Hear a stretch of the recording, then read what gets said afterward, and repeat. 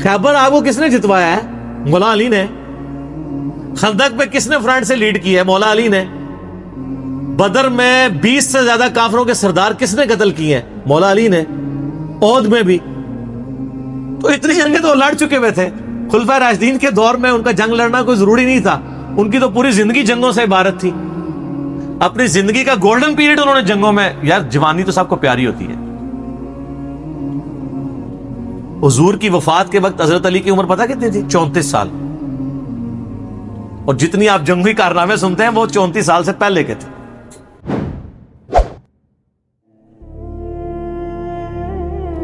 सही मुस्लिम में ऊपर तले 4 हदीस हैं, 6225 से 6228 तक। नबी इस्लाम ने हज्जतुल वदा से वापसी पे मक्के और मदीने के दरमियान खुम नामी गांव में खुतबा देते हुए फरमाया, ऐ लोगो आगाह हो जाओ, मैं भी एक इंसान हूं। करीब है कि अल्लाह का कासिद यानी मौत का फरिश्ता आए और मैं उसकी दावत कबूल कर लूं। मैं अपने बाद तुम में 2 भारी चीजें छोड़ के जा रहा हूं। उनमें से पहली भारी चीज अल्लाह की किताब है। इसमें हदायत है, इसमें नूर है। अल्लाह की किताब अल्लाह की रस्सी है, तुम इसे पकड़ो, अपना ताल्लुक इसके साथ मजबूत करो। जो इसे पकड़ेगा वो हदायत पे होगा, जो छोड़ देगा गुमराह हो जाएगा। और दूसरी भारी चीज मेरे अहले बैत है। मैं अपने अहले बैत के मामले में तुम्हें अल्लाह का खौफ दिलाता हूं। मैं अपने अहले बैत के मामले में तुम्हें अल्लाह का खौफ दिलाता हूं। मैं अपने अहले बैत के मामले में तुम्हें अल्लाह का खौफ दिलाता हूं। 3 दफा नबी इस्लाम ने फरमाया। इसलिए आप सही मुस्लिम में हदीस 6225 से 8 तक 4 हदीस के ऊपर बाप पता क्या है? फजाइल मौला अली। हालांकि इसमें मौला अली का कहीं नाम ही नहीं है। वो इसलिए कि मुस्लिम शरीफ जब जिन लोगों ने इसके ऊपर तबवीब की, बाप बांधे, इमाम नबी को पता था ये किस मौके पे आप इस्लाम ने फरमाया है। वहां कौन था वो आपको डिटेल हदीस फिर मिलेगी जामिया तिरमिजी में, उसका एक हिस्सा डिटेल पूरी मिलेगी सुनन निसाई अल कुबरा के अंदर, अल मुस्तदरक लिल हाकिम के अंदर, मुस्नद इमाम अहमद में और मिशकात में भी आपको तीसरी जिल्द में मिलेगा कि नबी इस्लाम ने इस मौके पे जब ये फरमाया ना, तो आप इस्लाम ने मौला अली को बुला के अपने साथ खड़ा करके अपना हाथ उनके हाथ के ऊपर रख के यूं सहाबा में बुलंद करके कहा, मन कुन्तु मौलाहु फहाज़ा अलीयुन मौला। और इससे पहले आप इस्लाम ने सूरह अज़ाब की आयत नंबर 6 तिलावत की, अन्नबिय्यु औला बिल मुमिनीना मिन अनफुसिहिम। नबी सरपरस्त हैं, हक रखते हैं जानों से भी बढ़ के उम्मतियों के ऊपर। क्यों? उम्मतियों का काम है कि नबी को बचाने के लिए अपनी जान दे दे। इतना हक है। अपने माँ बाप औलाद सबसे बढ़ के अजीज समझना है, जो बुखारी मुस्लिम में हदीस है, सबसे ज्यादा हक रखते हैं। ये आयत आपने तिलावत करके कहा कि मेरे सहाबा क्या तुम मेरा हक के विलायत या हक के सरपरस्ती अपने ऊपर तस्लीम करते हो? सबने कहा भला यार। तो आप मुझे बताएं, आप तमहीद तो ये बना रहे हैं हक के वलायत वाला, सरपरस्ती वाला। तो तारे जमीर साहब ने जब मौला का तर्जमा ये कर दिया तो सारे पंजे झाड़ के उनके पीछे पड़ गए। कहते हैं अपनी तरफ से कहा है? नबी इस्लाम कह रहे हैं नबी औला बिल मुमिनीना मिन अनफुसिहिम। नबी इस्लाम उसका तर्जमा कर रहे हैं कि मैं सरपरस्त हूं सारे मोमिनीन का। तो आपने जब ये आयत तिलावत की, सब ने कहा भला या रसूल अल्लाह, कोई शक नहीं। तो आपने फिर फरमाया मन कुन्तु मौला हूं। फिर जिसका सरपरस्त और आका और मौला मैं हूं, फअलीयुन मौला हूं, फिर अली भी उसका मौला है। और फिर आपने इसी हालत में कहा, ऐ अल्लाह उससे मोहब्बत रख जो अली से मोहब्बत रखे, और उससे दुश्मनी रख जो अली से दुश्मनी रखे। और सर इससे बढ़ के तो मुस्लिम की हदीस है 240, अली से मोहब्बत नहीं रखेगा मगर मुमिन, अली से बुग़्ज़ नहीं रखेगा मगर मुनाफिक। फिर जो फजाइल सहाबा अहमद बिन हंबल की किताब में जो 2 हदीसें हैं मौला अली से मौकूफन, कि उन्होंने फरमाया कि मेरी वजह से 2 फिरके गुमराह हो जाएंगे और 2 फिरके दोज़ख में चले जाएंगे, एक मेरी मोहब्बत में गुलूफ करके और एक मेरी दुश्मनी में। तो मोहब्बत में गुलूफ करने वाले तो सारे कहते हैं वो राफिदी हैं, तो ये दुश्मनी में गुलूफ करने वाले कौन है? खुद है ये जो ये बयान कर रहे होते हैं, इसलिए वो छुपा जाते हैं। अल्लाह माफी दे आपा।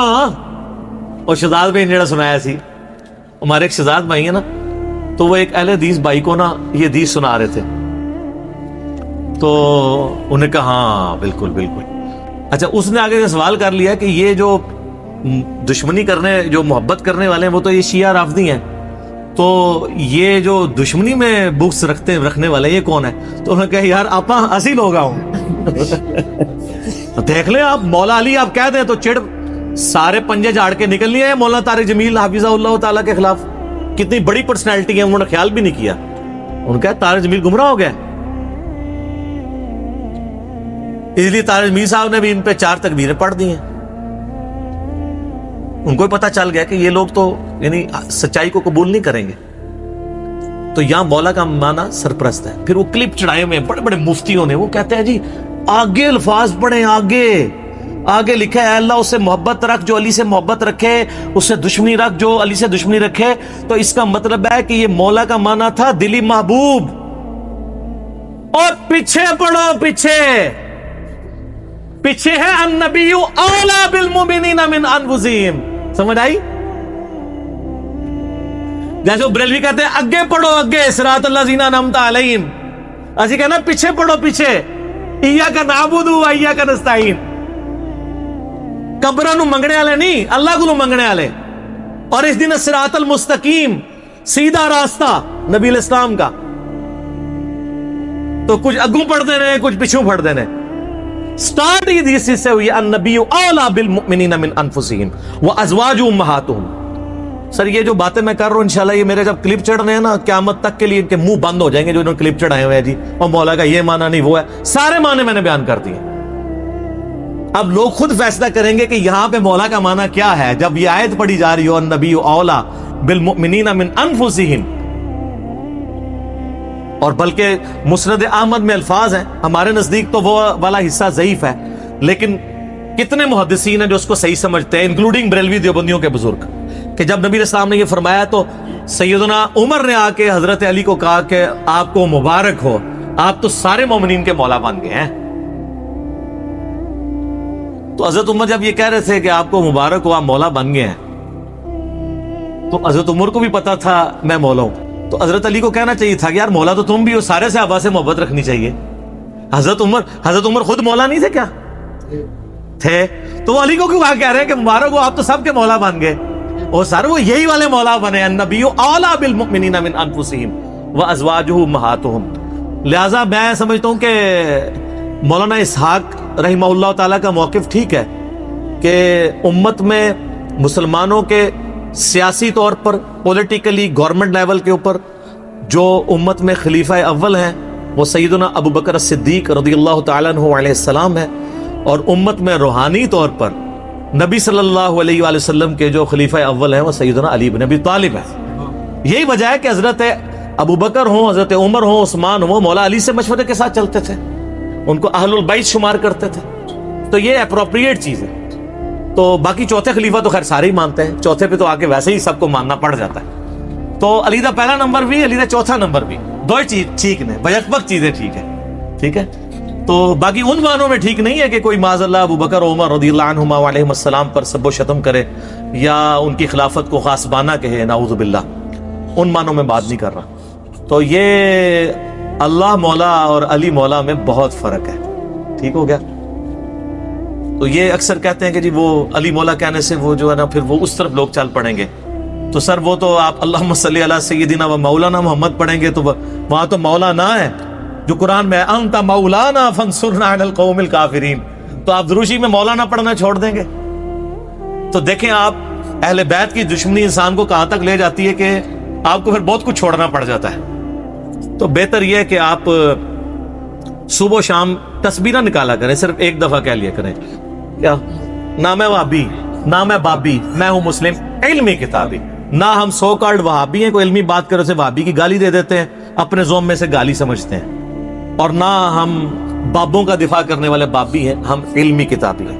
تو مولا علی ہمارے مولا ہیں جی، اور انشاءاللہ ہمیں قیامت والے دن مولا علی کے ساتھ ہماری دعا ہے اللہ تعالیٰ ہمیں ان کے ساتھ محشور فرمائے، اہل بیت کے ساتھ محشور کرے، اور مولا علی کے دشمنوں کو، ان سے بغض رکھنے والوں کو آل امیہ کے ساتھ محشور کرے جن کی وہ طرفداری کر رہے ہوتے ہیں. ٹھیک ہے، تاکہ ان کو کہتے ہیں بیان نہیں. وہ ایک اہل حدیث عالم مجھے کہنے لگے کہ یار وہ کٹر ناس بھی تھے، پھر بعد میں جب وہ چینج ہوئے 60+ ایج ہے، کہتے ہیں میں نے جمعہ پڑھایا تو میرے ماموں بھی تھے جو اہل حدیث عالم تھے. یہ اہل حدیث کا حال ہے. دیوبندی بریلوی تو بیچارے بالکل ہی گئے گزرے ہوتے ہیں علمی طور پہ، پھر بھی اہل حدیث کی اپروچ پھر بھی علمی ہے، قرآن و حدیث سے شغف ہوتا ہے. تو کہتے ہیں میں نے پہلی دفعہ زندگی میں محرم کا جمعہ فضائل اہل بیت پہ پڑھایا. تو کہتے ہیں اس میں میں نے حدیث بیان کر دی کہ علی سے محبت نہیں رکھے گا مگر مؤمن، علی سے بغض نہیں رکھے گا مگر منافق۔ تو میرا جو ماما جو عالم تھا مجھے کہنے لگا اے حدیث کتنے لکھی ہے؟ تو میں نے کہا مسلم شریف میں۔ کہنا لکھی ہوئی سی تو ضروری تو نہیں سی کہ بیان بھی کیتی جاندی، کہ اگر لکھی ہوئی تھی تو ضروری تھا بیان بھی کرتے۔ یہ سر لٹمس ٹیسٹ ہے۔ کسی جو کہتا ہے نا مجھے اہل بیت سے بڑی عقیدت ہے، نہیں نہیں ہم صحابہ کا بھی احترام کرتے ہیں اہل بیت کا، آپ اس کو ایک میسج کر دیں علی سے محبت نہیں رکھے گا مگر مومن، علی سے بغض نہیں رکھے گا مگر منافق، تو آپ اس کے رسپانس سے چیک کر لیجئے گا وہ کتنی محبت کرتا ہے۔ لیکن یہی آپ جعلی حدیث بنا لیں کہ ابو بکر عمر عثمان سے مومن ہی محبت رکھے گا اور اس سے دشمنی منافق ہی رکھے گا، آپ کو کچھ بھی نہیں کوئی کرے گا۔ آپ کسی اہل حدیث کی مسجد میں یہ وائٹ بورڈ پہ حدیث لکھ کے لگا دیں علی سے محبت نہیں رکھے گا مگر مومن، علی سے بغض نہیں رکھے گا مگر منافق، تو آپ دیکھیے گا پھر شام تک وہاں پہ گڑبڑ شروع ہو جائے گی کہ کوئی شیعہ لکھ گیا۔ اور حضرت ابو بکر کے لیے جعلی بنا کے لکھ دیں، کوئی تکلیف ہی نہیں ہوگی۔ آپ کو میں بتا رہا ہوں مینٹالٹی کیسے بنائی گئی ہے۔ تو جب جو بیماری ہوتی ہے نا اسی کا علاج ہوتا ہے۔ مجھے کہتے ہیں آئے دن ہر لیکچر میں رفع الیدین کا ذکر کرتا ہے، کبھی سورہ فاتحہ کی کوئی تلاوت کر دیا کرے، کوئی اتحیات سنا دیا کرے۔ بھئی جس میں مصیبت پڑی ہوئی ہے اسی کا ذکر کروں گا نا، فاتحہ تو پڑھ رہے ہیں، اتحیات بھی پڑھ رہے ہیں، چھوڑا رفع الیدین ہوا ہے تو میں رفع الیدین پہ زور دوں گا نا۔ یہاں پہ بھی سنیوں نے جو چھوڑا ہوا ہے میں نے اسی کے اوپر ہی زور دینا ہے نا۔ حضرت ابو بکر عمر عثمان سے تو کوئی سنی بغض نہیں رکھتا، مسئلہ یہاں پہ ہے۔ وہ کہتے ہیں ہم انکاری تو نہیں حضرت علی کی شانوں کے، ہم کہتے ہیں انکاری کا مسئلہ نہیں ہے، آپ اقراری نہیں ہے۔ ہم کب کہہ رہے ہیں آپ انکاری ہیں؟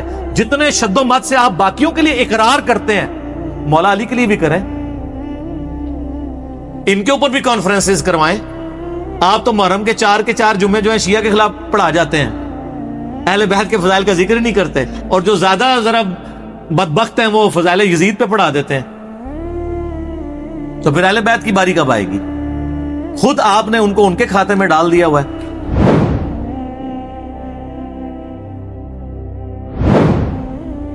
دیکھیں میں اس سوال کو نیگیٹو نہیں لیتا، پازیٹیو ہی لیتا ہوں، یقیناً اچھی انٹینشن سے کسی نے پوچھا ہوگا، لیکن میں جان کی امان پاؤں تو اس کے اوپر صرف اتنا عرض کروں کہ کیا قادسیہ اور یرموک حضرت عمر نے لڑی ہیں خود؟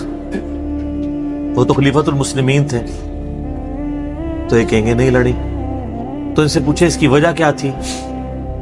وہ کہیں گے اس لیے کہ وہ مسلمانوں کے امیر تھے، وہ آگے جا کے شہید ہو جاتے تو پیچھے مسلمانوں کی جمعیت ٹوٹ جاتی۔ یہ بھی وہ کہے گا جس کو تھوڑا بہت کوئی علم ہوگا تاریخ کا، باقی تو منہ ہٹ کے بیٹھ جائے گا اے کے سوال کرتا ہے۔ تو اور حقیقت بھی یہی ہے۔ آپ کو پتا ہے کہ سیدنا عمر خود قادسیہ لڑنے کے لیے جا رہے تھے، کیونکہ یرموک سے زیادہ سخت جنگ قادسیہ کی ہوئی ہے۔ اس کی وجہ یہ تھی کہ جو رومن امپائر تھی نا، ان کے آج کی جس طرح آپ سمجھ لیں امریکہ، صدیوں سے وہ ورلڈ چیمپئن تھے، سپر پاور تھے۔ اگر ان کو کوئی چیلنج کرتی تھی تو پرشین امپائر کرتی تھی، لیکن وہ چونکہ چیمپئن تھے، ان کے فوجی مراد کے اور آسانیوں کے عادی ہو چکے ہوئے تھے۔ لیکن جو پرشین امپائر تھی نا، یہ چونکہ عرب کے نزدیک تھی، جس طرح عرب کے لوگ ٹف جنگجو تھے نا ریگستانوں کے، تو جو یہ فارس کے لوگ تھے نا، ایران کے، پرشین امپائر کے، یہ بھی ان کے لیول کے ٹف لوگ تھے۔ بلکہ ان کے پاس تو ہاتھی بھی تھے، عرب کے گھوڑے تو ہاتھی دیکھ کے بھاگ جاتے تھے۔ بڑی مشکل سے پھر مسلمانوں نے 8,500 مسلمانوں کی قربانی سے قادسیہ جیتی گئی ہے۔ وہ آپ عمر سیریز سر دیکھیں تو آپ کو پتہ چلے قادسیہ کیا ہوئی ہے۔ تو نہج البلاغہ میں مولا علی کا ایک خطبہ موجود ہے جو میں نے جو ہے مسئلہ 162A میں بیان کیا تھا، کلپ لاکھوں لوگوں نے دیکھا ہے۔ خلفائے ثلاثہ کی شان میں مولا علی کے خطبات، 5 خطبات، ان میں سے اب یہ شیعہ کی کتاب کے اندر خطبہ موجود ہے۔ سنی تو ویسے ہی مانتے ہیں کہ حضرت عمر نے مشورہ لیا کہ میں قادسیہ کے لیے خود جانا چاہتا ہوں، بڑی جنگ ہے، میں خود لیڈ کروں۔ لیڈ کرنے سے یہ ہوتا ہے کہ پھر وہ نچلے لوگوں کا مورائل بلند ہوتا ہے۔ تو حضرت علی نے آ کے ان کو سمجھایا، اور بڑے زبردست الفاظ ہیں، ورڈ بائی ورڈ میں نے اس میں پڑھے ہیں نہج البلاغہ سے۔ وہ کہتے ہیں کہ تم جو نا اس وقت مسلمانوں کی، جس کو ہم وہ کہتے ہیں نا، وہ قلہ ہو، یعنی جب کسی جانور کو بھاگنے سے بچانا ہونا تو اس کو ایک قلعے کے ساتھ باندھا جاتا ہے، وہ سینٹر ہوتا ہے۔ قلعہ قائم ہے تو جانور قائم ہے، قلعہ اکھڑ گیا تو گیا تو ان کا تم مسلمانوں کا اس وقت سینٹر ہو، اگر تم مارے گئے تو پیچھے مسلمانوں کی جمعیت بکھر جائے گی، تم اپنی جگہ کسی اور کو بھیج دو۔ سعد ابن ابی وقاص کو بھیجا گیا رضی اللہ تعالیٰ عنہ۔ خدا نہ خواستہ ہم نے شکست کھائی اس جنگ قادسیہ میں تو ہم پیچھے سے اور کمک روانہ کر دیں گے عرب کے لوگوں کو جمع کر کے، تو پھر ایک اور مارکا لڑ لیں گے۔ کم از کم تم پیچھے ہو گئے تو لوگوں کو جمع تو کر سکو گے، ورنہ مسلمانوں کو تو پہلی فکر یہ پڑ جائے گی خلیفہ ہی مارا گیا ہے۔ جیسا کہ غزوہ احد میں نبی علیہ السلام کی شہادت کی خبر مشہور ہوئی تھی تو صحابہ میں بھگدڑ مچ گئی تھی، تو حضرت عمر نے مشورہ قبول کیا، تو سیدنا عمر نہیں گئے۔ سیدنا عمر کی ایک عادت تھی کہ وہ جتنے سینئر صحابہ ہیں نا ان کو تھنک ٹینک کے طور پہ اپنے ساتھ رکھتے تھے۔ اس لیے آپ دیکھیں سعد ابن ابی وقاص نے جیسے ہی فتح کیا نا پرشیا، انہوں نے واپس بلا لیا ان کو کہ تمہارا مدینے میں ہونا ضروری ہے۔ ابو عبیدہ ابن جراح نے یرموک میں جب کامیابی حاصل کی تو ابو عبیدہ کو خط لکھا کہ واپس آ جاؤ، وہ تو طاعون کا مرض ہوا تو وہ شہید ہو گئے وہیں پہ طاعون کے مرض میں۔ تو سیدنا عمر جتنے سینئر اصحاب تھے نا ان کو اپنے ساتھ مدینے میں رکھتے تھے تھنک ٹینک کے طور پہ کہ ان کے مشوروں سے چلنا ہے۔ یار دوسرا ان لوگوں نے اپنی زندگی میں تھوڑی جنگیں لڑی ہوئی تھی۔ خیبر آپ کو کس نے جتوایا ہے؟ مولا علی نے۔ خندق پہ کس نے فرنٹ سے لیڈ کی ہے؟ مولا علی نے۔ بدر میں 20 سے زیادہ کافروں کے سردار کس نے قتل کیے ہیں؟ مولا علی نے۔ احد میں بھی۔ تو اتنی جنگیں تو لڑ چکے ہوئے تھے۔ خلفائے راشدین کے دور میں ان کا جنگ لڑنا کوئی ضروری نہیں تھا، ان کی تو پوری زندگی جنگوں سے عبارت تھی۔ اپنی زندگی کا گولڈن پیریڈ انہوں نے جنگوں میں، یار جوانی تو سب کو پیاری ہوتی ہے۔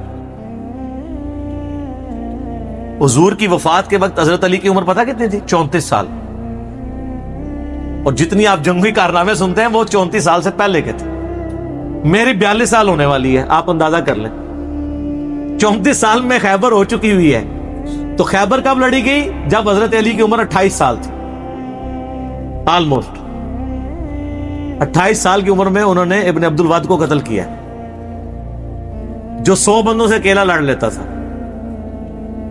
مرہب کو قتل کیا ہے خیبر میں، ابن عبد الود کو خندق میں، اور خندق تو اس سے بھی پہلے ہوئی ہوئی ہے۔ تو حضرت علی چونکہ تھنک ٹینک تھے، یعنی انٹیلیجنشیا آپ کہہ لیں۔ حضرت عمر کے دور میں چیف جسٹس تھے حجاز کے، کوفے کے چیف جسٹس ابن مسعود، شام کے چیف جسٹس ابو درداء، اور مدینہ میں چیف جسٹس مولا علی۔ تو وہ تو ایک مین پوسٹ کے اوپر تھے، اس لیے جنگیں نہیں لڑی۔ اب رہ گیا کہ وہ بعد میں جنگ جمل صفین نہروان کے لیے کیوں چلے گئے؟ وہ اس لیے چلے گئے کہ اس وقت مسلمانوں میں ہی دو گروہ بن گئے تھے، حق ایمبیگوس ہو گیا تھا، مبہم ہو گیا تھا۔ اس کے لیے ضروری تھا کہ حضرت علی خود میدان جنگ میں اترتے تاکہ لوگوں کو یقین آ جاتا کہ اگر حضرت علی باغیوں کے خلاف قتال کر رہے ہیں جنگ جمل صفین اور نہروان میں تو یہ قتال حق پہ مبنی ہے۔ کسی کو بیچتے تو لوگوں نے کہنا تھا یار ادھر سے تو حضرت عائشہ اور طلحہ اور زبیر آ گئے ہیں رضی اللہ عنہم اجمعین وعلیہم السلام اجمعین، ادھر سے عمار ابن یاسر چلے جاتے ہیں تو لوگوں نے کہنا تھا یار وہاں تو حضور کی بیوی ہیں، اتنے جیے سے آبا ہیں، چلیں عمار ابن یاسر سیدہ عائشہ کے علاوہ باقیوں سے تو تگڑے تھے لیکن مولا علی خود جاتے تو پھر اس میں، ورنہ تو جنگ جمل ہار جانی تھی انہوں نے اگر حضرت علی خود نہ جاتے۔ عبداللہ ابن سلام ویسے گھوڑے کے آگے آگے کھڑے ہو گئے تھے، کہا تھا امیر المومنین آپ کو مدینہ نہیں چھوڑنا چاہیے، مجھے خطرہ ہے آپ مدینے سے نکل گئے پھر قیامت تک دارالخلافہ مسلمانوں کا مدینہ نہیں بنے گا۔ حضرت علی کو بھی اس بات کی، لیکن انہوں نے کہا کہ بات یہ ہے کہ اگر میں نہیں جاؤں گا تو یہ جو فتنہ ہے یہ اس سے بڑا فتنہ ہے جس کو دبانا ضروری ہے۔ تو پھر سیدنا علی وہ کہتے ہیں جی کوفے دارالخلافہ شفٹ کر دیا تھا، آپ مدینے میں رہنے دیتے تو مدینے میں رہتے نا۔ قصاص عثمان کے لیے آپ مجھے پاکستان میں بتائیں یہاں پہ بھی دھرنا دینے والوں کو اتنی تمیز ہے کہ دھرنا کدھر دیتے ہیں؟ پشاور میں دیتے ہیں، کراچی میں، اسلام آباد میں؟ کیوں؟ کیپٹل سٹی ہے۔ تو خلفائے راشدین کے دور میں کیپٹل سٹی کون سا تھا؟ مدینہ، لیکن دھرنا دینے والے بصرہ اور کوفہ پہنچ گئے، 1000 کلومیٹر دور، کہ ہم خود بدلہ لیں گے، قانون کو ہاتھ میں لیں گے۔ تو پھر حضرت علی کی مجبوری تھی کہ آپ بھی ادھر چلے جاتے. پھر کوفہ ایک فوجی چھاونی تھی جہاں سے سب کو کنٹرول کیا جا سکتا تھا, رومن امپائر کو بھی جو گر چکی تھی اور پرشین کو بھی, وہ سینٹر میں. اس لیے حضرت عمر نے اپنے دور میں سے فوجی چھاونی ڈکلیئر کیا تھا. بہرحال پھر حضرت علی کے جانے کی وجہ سے یہ معاملات سیدھے ہوئے, تو ان کی مجبوری تھی جانا, ورنہ لوگوں کے لیے معاملات ایمبیگوس ہو جانے تھے. آج تک نہیں لوگوں کو سمجھ آ رہی. تو اس زمانے میں جنہوں نے لڑنا تھا انہوں نے کیا لڑنا تھا؟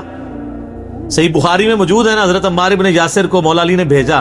بخاری کے الفاظ ہیں, وہ ممبر کی نچلی سیڑھی پہ بیٹھے اور حسن ابن علی کو اوپر والی سیڑھی پہ رکھا تاکہ سب لوگ دیکھ لیں جنتی نوجوانوں کا سردار بیٹھا ہوا ہے, مولا علی کا بچہ. اور کہا لوگو اللہ نے تمہیں آزمایا ہے, ایک طرف دنیا اور آخرت میں تمہارے نبی کی بیوی ہیں, رسپیکٹ کم نہیں کی, آخرت جنت میں بھی عائشہ حضور کی بیوی ہیں, لیکن اللہ نے تمہیں آزمایا ہے کہ تم عائشہ کی اطاعت کرتے ہو یا اللہ کی اطاعت کرتے ہو, کیونکہ اولو الامر منکم اس وقت مولا علی ہیں اور ان کی اطاعت اللہ کی اطاعت ہے. اطیعوا اللہ واطیعوا الرسول واولی الامر منکم. تو جب یہ سینیریو ہو, اس وقت مولا علی کی مجبوری تھی وہاں سے نکلنا. اور آپ دیکھیں انہوں نے بعد میں پھر کوئی ان کے ساتھ زیادتی بھی نہیں کی. جمل میں جو دوسری طرف سے مرے ان کے جنازے بھی پڑھائے ہیں, ان کی عورتوں کو لونڈیاں نہیں بنایا, خود سیدہ عائشہ کو عزت اور احترام کے ساتھ وہاں سے رخصت کیا. تو یہ کہنا کہ حضرت علی نے جنگیں نہیں لڑی ہیں, حضرت علی نے تو آپ کو سپر پاور بنوایا ہے, ٹھیک ہے, اس کے بعد بھی سب کچھ بنا کے آپ کے حوالے کیا ہے. تو آرٹیکل پھر بھی نہیں سامنے آ گیا, اور جب برا وقت آیا پھر بھی حضرت علی کے گھاٹے فٹ ہوا ہے, اور الٹیمیٹلی ان کو بھی شہید کر دیا گیا. میں اس سوال کے جواب کے اینڈ پہ وہ حدیث بیان کروں گا جو المستدرک للحاکم میں موجود ہے, سنن نسائی الکبریٰ کے اندر موجود ہے. میں نے اپنے ریسرچ پیپر میں بھی ڈالی ہے کربلا والے, کہ نبی صلی اللہ علیہ وآلہ وسلم نے فرمایا, اے علی تیری مثال میری امت میں قوم سمود کی اونٹنی کی سی ہے. جس طرح قوم سمود نے صالح علیہ السلام کی اونٹنی کو قتل کیا تھا تو اللہ کا عذاب آ گیا تھا. اگلے زمانوں میں سب سے بڑا بدبخت وہ تھا جس نے اونٹنی کو قتل کیا, اور میری امت کا سب سے بڑا بدبخت وہ ہوگا جو اے علی تجھے قتل کرے گا اور تیری داڑھی کو تیرے سر کے خون سے رنگ دے گا. استغفر اللہ واتوب الیہ. تو مولا علی کی شہادت کے بعد جس طرح قوم سمود کی اونٹنی مری تھی تو قوم سمود پہ عذاب آیا تھا, حضرت علی کی شہادت کے بعد بھی امت پہ عذاب آیا کہ آج تک دوبارہ اسلامی نظام قائم ہی نہیں ہو سکا.